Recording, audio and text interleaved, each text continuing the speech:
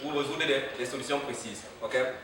Donc en gros, vous avez un objectif qui est de croître rapidement. Et pour croître rapidement, vous devez utiliser des techniques différentes, des méthodes, des façons de penser différentes pour pouvoir améliorer cela. Ces méthodes de pensée, évidemment, vont passer par des techniques de programmation pour automatiser les process. Okay? Par exemple, si j'ai besoin d'effectuer une vente sur une plateforme, ou bien des publications uniquement sur une plateforme en ligne, au lieu d'aller cliquer tous les jours, je mets en place un process qui va automatiser cela. Okay? Si j'ai besoin, par exemple, je vais dire, de vendre sur WhatsApp, que je mette en place un process rapide qui va copier les clients sûrs dont j'ai besoin et qui va pouvoir faire passer l'information.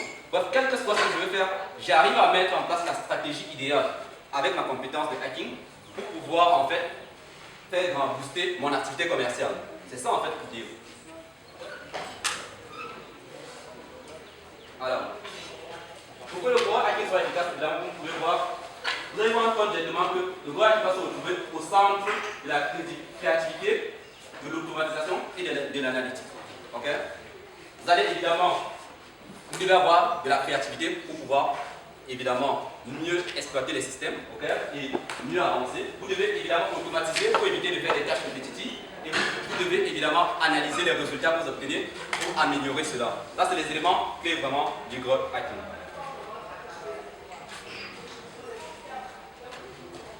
Alors, vous allez rencontrer le growth hacking est la meilleure stratégie des startups pour avancer.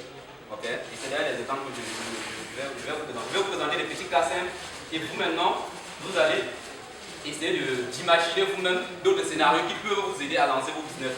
Vous avez une idée du business.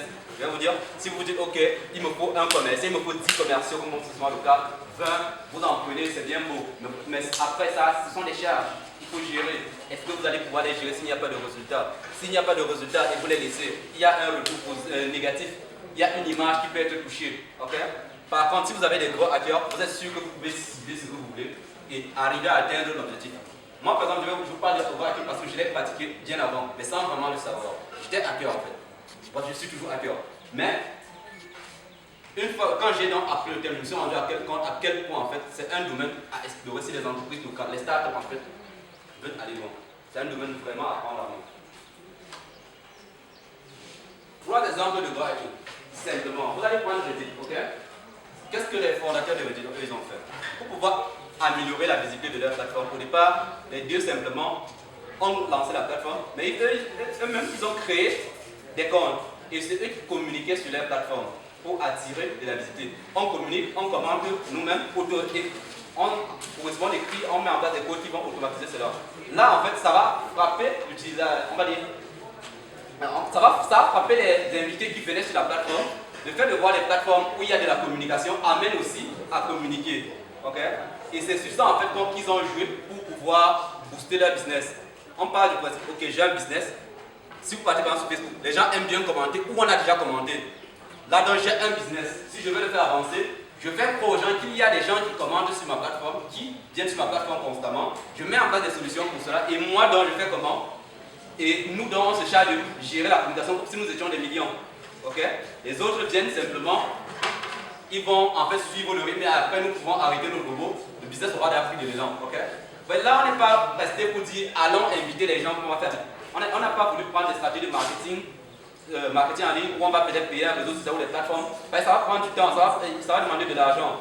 On n'a pas pris le temps de prendre des commerciaux qui puissent partager le message. Non, deux personnes ont pu faire booster un business. Okay? Je vois encore le cas bien connu, c'est YouTube. Okay? J'ai pris le cas des grosses entreprises, ok? YouTube, par exemple, qu'est-ce qu'il a fait? Ils ont simplement embauché, ils ont pris des stripteaseuses qui se sont chargées de faire des vidéos. Au départ, ils payaient en fait des flops des stripteaseuses, sachant que les gens aiment bien voir cela. Ces personnes mettent des vidéos sur leur plateforme, ok? Et ça attire dans le public, ce qui fait en fait booster la notoriété. Une fois qu'on a atteint le chemin qu'on veut, on l'enlève. Là, c'est pour faire voir un peu. Ça, c'est pas vraiment compliqué, mais c'est juste penser le marketing différemment. Hacker le marketing, comme on veut dire. Vous aurez des cas pour votre mail. Vous avez un projet, vous voulez augmenter votre visibilité. Tout ce qu'ils font, c'est quoi? Chaque fois que vous envoyez un mail à quelqu'un qui utilise Gmail ou Yahoo Mail, ils mettent en bas de votre message que vous envoyez, obtenez votre adresse mail gratuitement via votre mail. Dans tous les messages, ils écrivent leur programme de façon à ce que quand vous envoyez un mail, automatiquement ils ajoutent un message en dessous. C'est une stratégie de growth hacking. Et je vais vous montrer aussi les growth hacking appliqués même dans notre pays. Donc vous avez sûrement été peut-être, on va pas dire victime, on va dire, vous en avez peut-être aidé à évoluer le système en fait. Alors, notez déjà que près de 80% des startups qui ont vraiment boosté aujourd'hui aux États-Unis ont utilisé les stratégies de growth hacking. Donc ne vous dites pas vraiment que c'est du marketing classique. Lorsqu'on commence, on n'a pas les moyens. Lorsqu'on commence, on n'a pas vraiment, on va dire, les ressources pour pouvoir aller de l'avant. Okay? C'est vrai que lorsqu'on va parler du growth hacking, il y aura encore des différentes catégories. Là, mon but, c'est juste de vous donner une initiation. Donc, il y aura des catégories, que ce soit les growth hackers black hat ou bien white hat et les gris. Okay? Il y en aura en fonction du chemin que vous allez devoir suivre. Mais, l'idée pour moi, c'est que vous voyez juste que, ok, voilà, on fait un chemin. Alors, les entreprises qui ont utilisé cela, des exemples que je vous montrer, c'est Orange Intel. Essayez de réfléchir un peu autour des années 2011. Ok? Qu'est-ce qui a fait booster l'achat des sites chez Orange Intel dans le monde, par exemple? C'est le fait d'avoir de net gratuit. Sommes-nous d'accord? En gros, ça veut dire, en réalité, ils ont du net gratuit. Hein? Je me dis que je pirate Orange, ok? Je me dis que je pirate MTN, nous sommes d'accord. Mais en réalité, chaque fois que je sais que je dois pirater MTN, parce qu'il a le net gratuit, je vais acheter une SIM. Je vais changer d'opérateur. Mais après, lorsque ça ne passe plus, qu'est-ce qui se passe? Je suis coincé, j'ai déjà un certain, ok? C'est cette avance. Imaginez si Camtel, posez-vous la question, si Camtel avait le net gratuit maintenant, ok? Combien d'entre vous achèteriez le SIM Camtel? Voilà. En fait, je veux dire, si c'était à votre portée, qu'est-ce que vous feriez? C'est super. C'est ce que Orange, c'est ce que MTN en fait ont fait. Ils ont laissé certaines demandes se passer. Ok? Ce qui a attiré les utilisateurs en réalité. C'est ça en fait qui fait booster le business. Ok? Ça booste de façon significative le business. Les autres vont prendre ça peut-être comme, on va dire, une pensée. En fait, c'est pas une pensée, comme peut-être des erreurs. C'est même les deux. Facebook l'a fait. Vous allez voir par exemple pour commencer. Comment est-ce que Zuckerberg a fait pour booster vraiment social, c'est quoi Face Match, c'est comme ça. Qu'est-ce qu'il a fait?